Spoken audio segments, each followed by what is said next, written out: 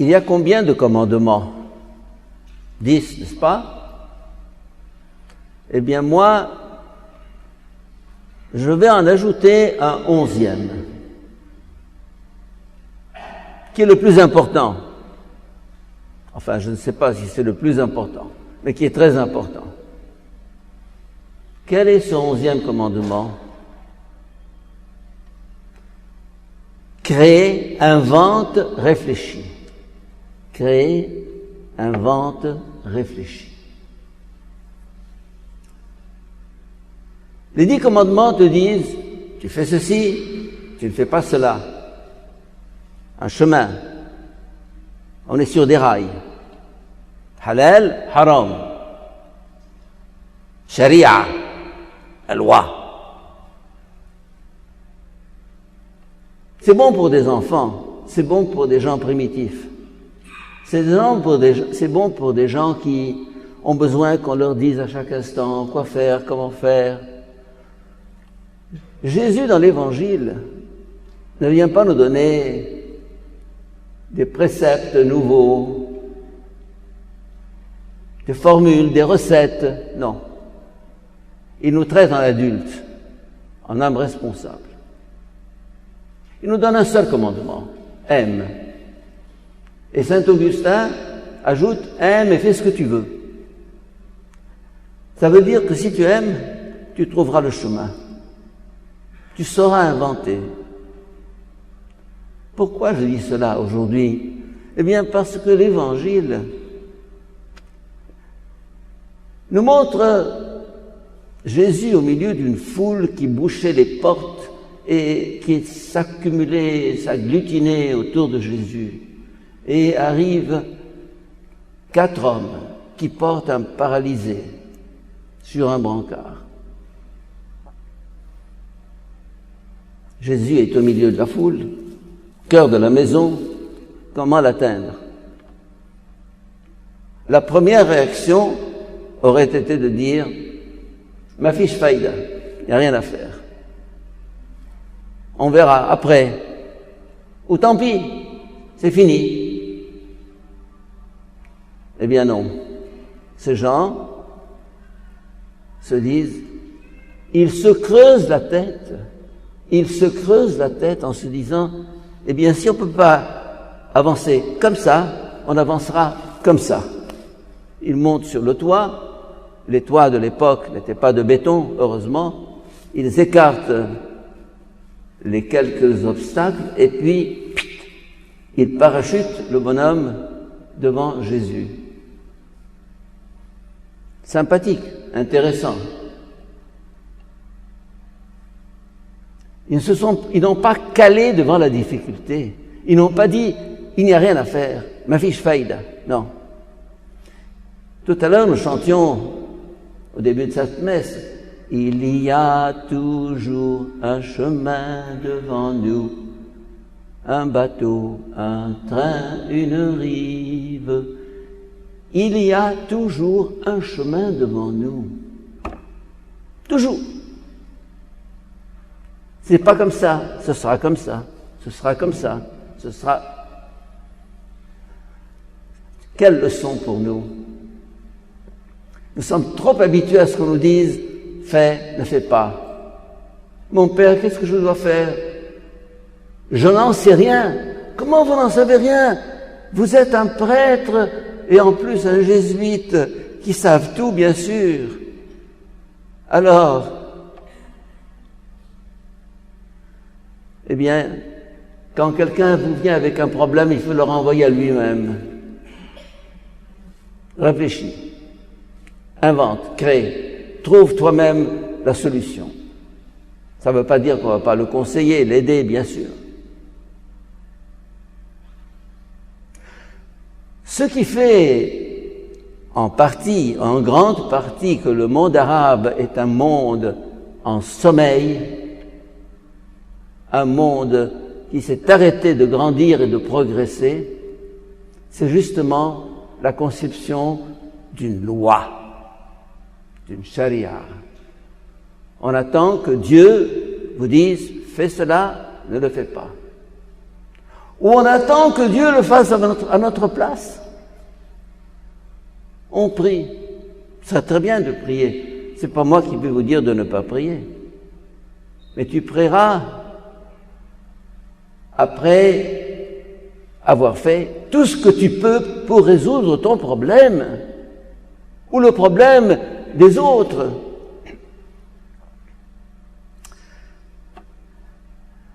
Vous savez, je viens de terminer maintenant un séminaire de 6 heures, pas de 6 heures,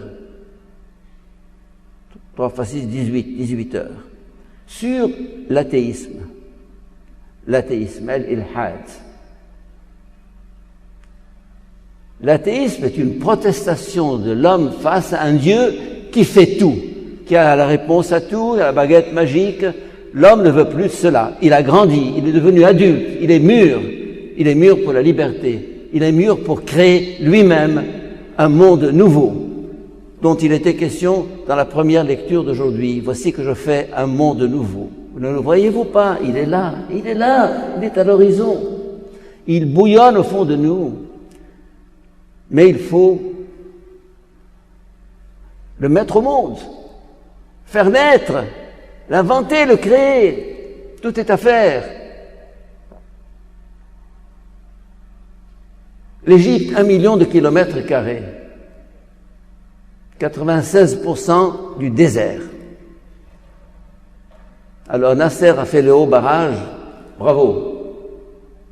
Sisi est en train de faire un canal parallèle à celui de Suez, bravo. J'ai acheté dans le désert 100 fédans, de terre désertique, du sable. Maintenant, tomates, légumes, fruits, du blé, il est ouvert avec un réseau d'irrigation partout. C'est pas moi qui l'ai fait, bien sûr. Un certain Zacharia qui travaille nuit et jour. C'est sa fierté, il a fait fleurir le désert. Il n'y a pas de fatalité. Ces hommes qui ont inventé ce chemin vers Jésus ne se sont pas résignés en disant la volonté de Dieu, Dieu ne veut pas. Non, il y a toujours un chemin. Le monde de demain est en nous, en gestation. Et c'est à nous à réfléchir.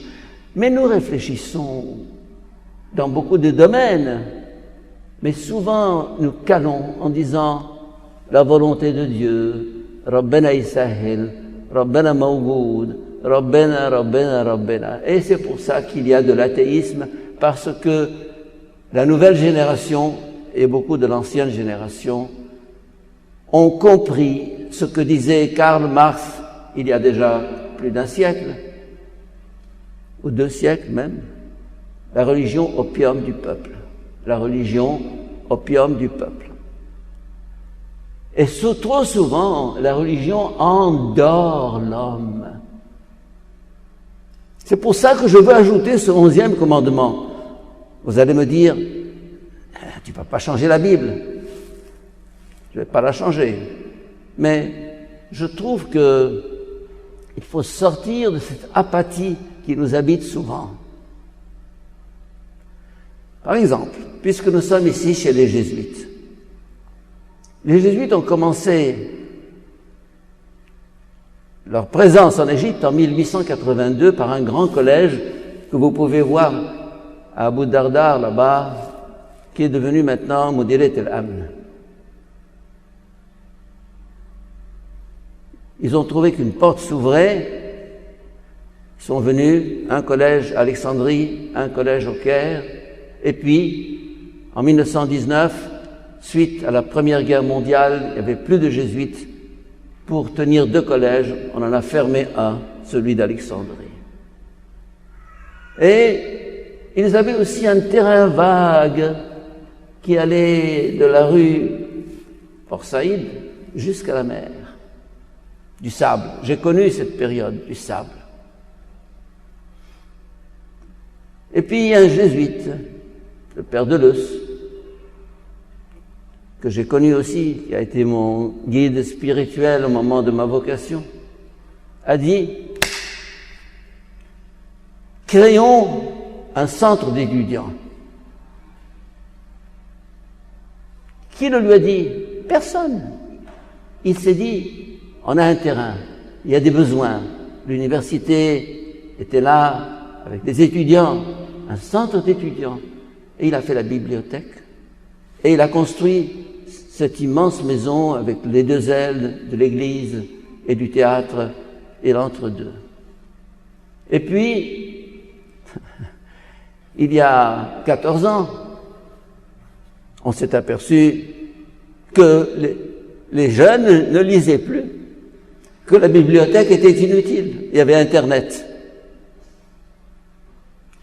Alors, un homme nommé Fayez Saad, que vous avez connu, et que Dieu a pris chez lui à l'âge de 40 ans, s'est dit, l'ancienne bibliothèque, ça marche plus. Il faut inventer autre chose. Et il a inventé ce centre culturel que nous connaissons, avec les deux volets, réflexion, étude, côté intellectuel, art, danse, musique, exposition, photographie, cinéma.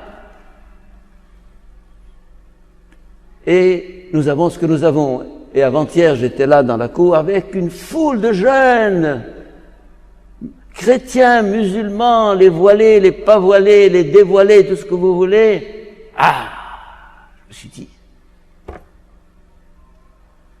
il y a un chemin qui a été ouvert par ce jeune frère Fayez, et personne ne le lui a dit, personne ne lui a dicté. Il a inventé. Inventer demain, inventer l'avenir, inventer ce monde nouveau. Dieu ne va pas faire les choses à notre place. L'Égypte peut être un paradis, un grand jardin. Oui. Je pense à un pays comme la Hollande, dont nous avons ici 2 ou 3 Hollandais ou d'origine hollandaise. Bon, la Hollande était un pays menacé par la mer, des vagues, l'Atlantique, l'océan. Ils ont décidé de faire des digues, de maîtriser l'océan. Et le tiers de la Hollande est conquis sur la mer, dans un combat acharné. Et en combattant la nature, en maîtrisant cette nature que Dieu nous a demandé de maîtriser dès la première page de la Bible, ils se sont forgés un caractère, comme ça. La Hollande, pays pauvre.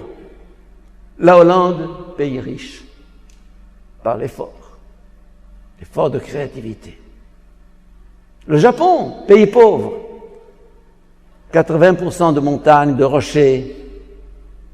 Le Japon, pays riche, par leur créativité et leur inventivité.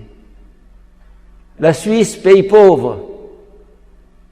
Des rochers, de la neige, rien, aucune ressource naturelle. La Suisse, pays riche.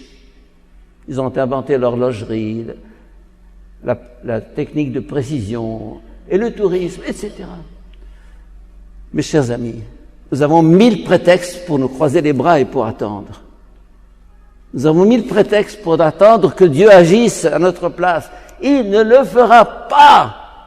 Il y a un verset dans le Coran qui dit La yughayyiru Allah fi qawmin illa ma yughayyiru bi anfusihim. Dieu ne change rien. C'est un peuple qui ne le change eux-mêmes. Eh bien, je dirais, si notre monde arabe prenait au sérieux cette phrase du Coran, eh bien, ce monde serait très différent. Alors aujourd'hui, posons-nous la question, est-ce que dans ma vie quotidienne, je suis capable d'inventer, de trouver un chemin, de créer un chemin, devant le froid maintenant, le froid qui sévit? Je peux me dire, c'est triste, moi heureusement j'ai une chambre, j'ai un lit, j'ai du chauffage, j'ai de la nourriture, et les autres. Chaque jour, je pense à ces gens qui sont dehors, à nos 2 portiers qui sont au portail du couvent du centre ici, à geler pendant 7 heures. Je fais ce que je peux, je leur apporte un plat chaud, mais je ne peux pas leur dire je prends ta place. Simplement faire le geste qu'on peut faire la démarche qu'on peut faire, ne pas se résigner, ne pas attendre que Dieu agisse. C'est à nous de faire ce monde nouveau.